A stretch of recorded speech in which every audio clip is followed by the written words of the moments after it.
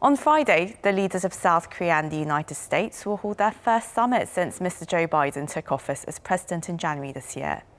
Mr. Moon Jae-in is currently in Washington, D.C., where he's due to meet face-to-face with his counterpart at the White House. The two leaders will have a lot of ground to cover, with the COVID-19 pandemic, North Korea, climate change and America's geopolitical rivalry with China being just a few of the topics expected to top the agenda. Today we discuss how Presidents Moon and Biden's talks are likely to unfold on Friday. For this, we have Joon, professor at Kyung University and South Korea's former ambassador to the United Nations.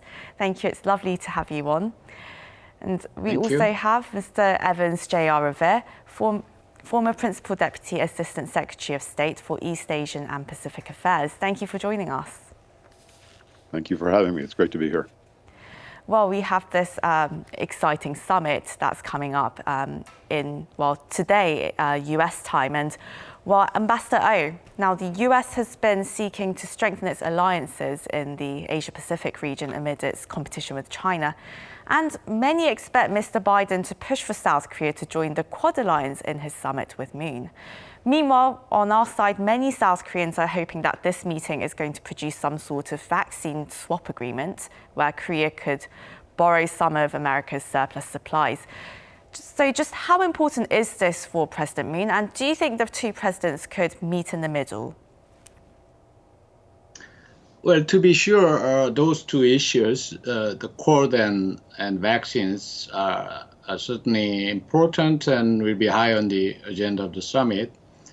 Though I'm not sure if they will be kind of part of a diplomatic horse trading, like you get on board the Quad and we will give you the vaccines. Probably not.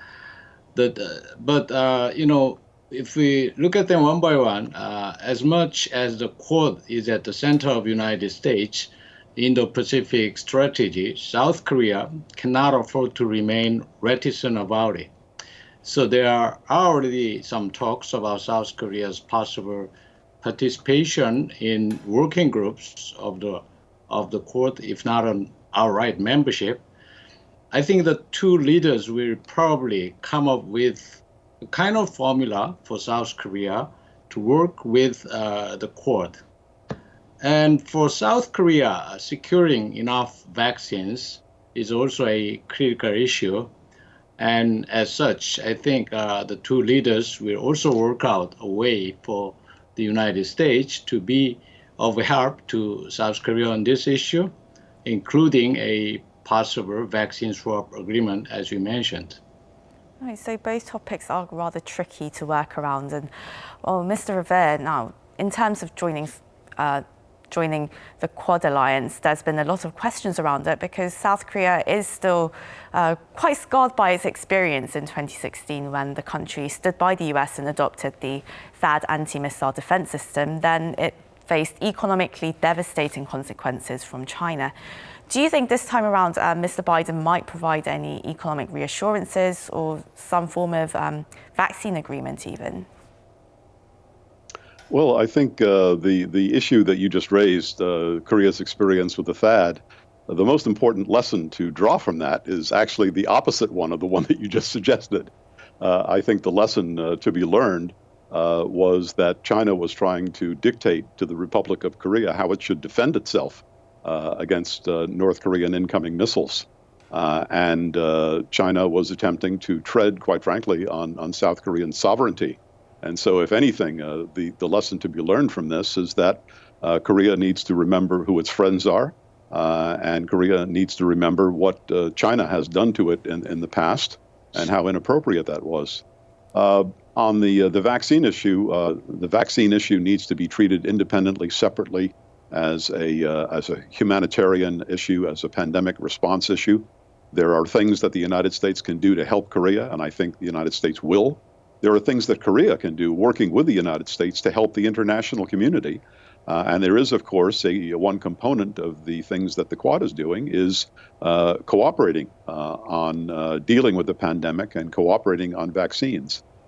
And Mr. Revere, what are some commitments that you think Mr. Biden would want to see from South Korea amid Washington's geopolitical and technological rivalry with Beijing? Actually, the way I look at it as an American is that Korea is a sovereign country.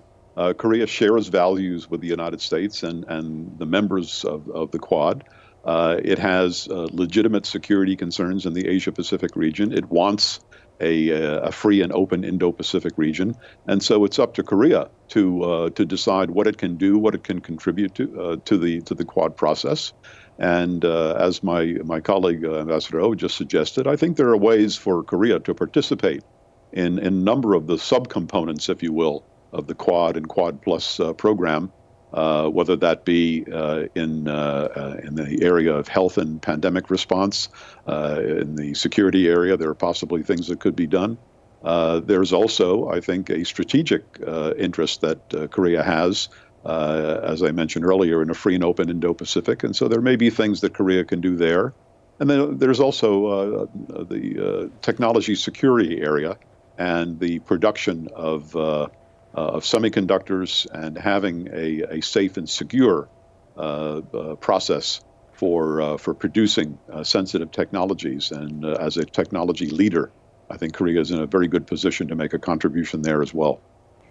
Well, in the face of various security issues in the Indo-Pacific region, Ambassador Oh, it seems that, the U.S. has been pushing for a stronger trilateral alliance between South Korea, the U.S. and Japan. But until now, the U.S. has pretty much kept out of the bilateral spat between Seoul and Tokyo over very contentious territorial and historical issues. Do you think Mr. Biden is going to have to become a lot more involved if he wants to see this trilateral alliance strengthen? Well, the issues between South Korea and Japan, whether it's historical issues or political issues, are very difficult. They have been there for many years and, of course, are not easy to resolve. I don't think the United States or Mr. Biden will be willing or able to mediate on them at this time. Recently, I think we have seen some more willingness on the part of President Moon Jae-in to engage with his Japanese counterpart. But still, I think it is not too clear how forthcoming the sitting government of South Korea and Japan can be, considering not least the challenges their leaders face in domestic politics. Mr. Moon's term is left less than a year, and he has to appeal to the Korean public if he wants his party to win in the next presidential election. Mr. Suga has a lot of problems with the holding of the Olympic Games, and that will probably have implications for his party's power in the coming month. So I don't know if they have room to move. So some questions over the political will to improve ties. And there's been a lot of questions around that, Mr. Rivera, with Japan's recent decision to release radioactive wastewater into the Pacific with the backing of America. And this has really triggered some disappointment for South Korean observers who already felt a sense of being the lesser ally for the United States. Do you think Mr. Biden is planning to do more to bring the two countries together? Reading between the lines, as a former diplomat, reading between the lines of comments that U.S. officials have been making, I think there is a lot more going on behind the scenes that may meet the eye. And I'm encouraged by the fact that the United States is taking a serious interest in seeing what can be done. I would agree with Ambassador Oh that the United States is not in a position to mediate a lot of these issues.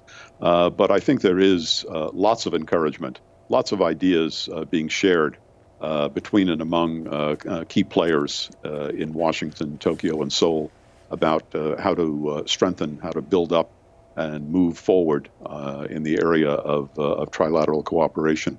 On the issue of the release of radioactive water, I was encouraged by something I saw perhaps yesterday or early this morning from Tokyo, indicating that there's a willingness on the part of Japan to work with South Korea and to deal with South Korean concerns and to provide assurances about how this process is going to be done. So I think that's a positive sign. But obviously, a lot more needs to be done by Tokyo and Seoul. And as Ambassador O has pointed out, there are a lot of things happening in the domestic political arena in both countries that are causes for concern in terms of the ability of the leadership to take big steps towards each other. But once again, I think the Biden administration is very much engaged on this. And I would be quite surprised if President Biden didn't, at least quietly behind closed doors, offer some encouragement to South Korea to work more closely with Japan and share his own ideas about how this might be done. So quite a couple of regional issues to work through, but of course we have to get to North Korea, which is obviously will be one of the finer points of their discussion. Ambassador O, the US completed its North Korea policy review and said that it's going to take a calibrated, practical approach to dealing with the Kim Jong-un regime. We have, of course, yet to hear the specifics of the strategy, but how do you think a practical approach would look? Well, we don't have a full picture of the United States' new North Korea policy, but one thing they are making clear about it is that it's going to be neither for a grand bargain a la President Trump or nor based on strategic patience of Obama, which I think practically leaves a negotiation aimed at an agreement for gradual, phased denuclearization. Actually, if we think about it, we already had such an agreement 16 years ago, which was called the September 2005 agreement as a result of the six-party talks. But the difference now is that unlike in 2005, we have a rigorous sanctions regime imposed on North Korea that has nuclear weapons. So a new negotiation will have to be basically about how they can work out kind of synchronizing steps of denuclearization with a gradual lifting of the sanctions. And Mr. River, what would you consider a practical approach from the US side? And what mistakes do you think Washington should avoid repeating from the past? I listened very carefully to the administration's rhetoric as it was rolling out its new policy. And here we are several weeks on. And I have to tell you in all frankness, I still don't know what the policy is. The language that was used to describe the direction of the overall policy seemed to be an effort to say all things to all people, to appeal across the board, both to our Korean allies, our Japanese allies, the American people, and others. And so I still don't have a clear picture of where the policy is headed. That's point number one. Point number two, I think if you were to ask any previous administration, including the several administrations that I worked for, whether we had pursued a practical approach in dealing with North Korea, we all would have said yes. So the description of the current administration's policy, I think, is a description that any administration would probably apply to its own efforts. In terms of what the specifics, and this is the third point, the specifics of what the policy is likely to be, there is obviously a willingness to negotiate. There's obviously a commitment to achieving the goal of denuclearization. There's obviously a strong component of deterrence and alliance solidarity. Those are three pillars of this policy that come through very, very clearly. So that much we know. But the policy itself, as it unfolds, we'll know it when we see it. But I don't know that we've actually seen it in operation yet.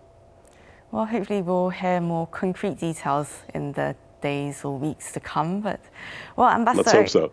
Let's hope so. But, well, Ambassador, Mr. Biden, he's also stressed the importance of improving human rights in North Korea more than his predecessor did.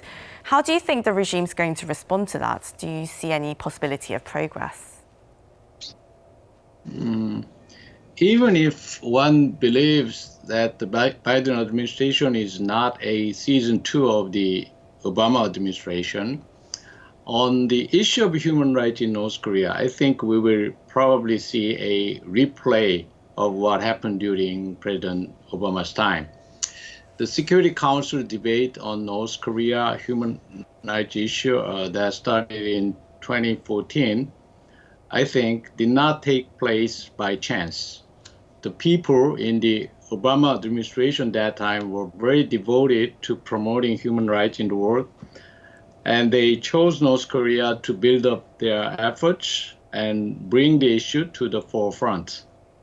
Unfortunately, the Trump administration considered the issue mainly in the context of its overall relationship with the Kim Jong-un regime, and the Security Council debate were not held for 2 years. As for North Korea's response, in the long past, they tried to disregard such pressure, but from 2014, when the UN Committee of Inquiry came out with the demand of accountability, requiring the issue to be sent to the International Criminal Court, Pyongyang has become much more sensitive, and I think their strong backlash will come back as well. But that was Joon, professor at Kyung University and South Korea's former ambassador to the United Nations, and Mr. Evans J.R. Revere, former Principal Deputy Assistant Secretary of State for East Asian and Pacific Affairs. Thank you both so much for your time today. You're welcome. Thank you Great so to be much. here. And to our viewers, as always, thank you very much for watching and have a wonderful weekend wherever you are. Goodbye.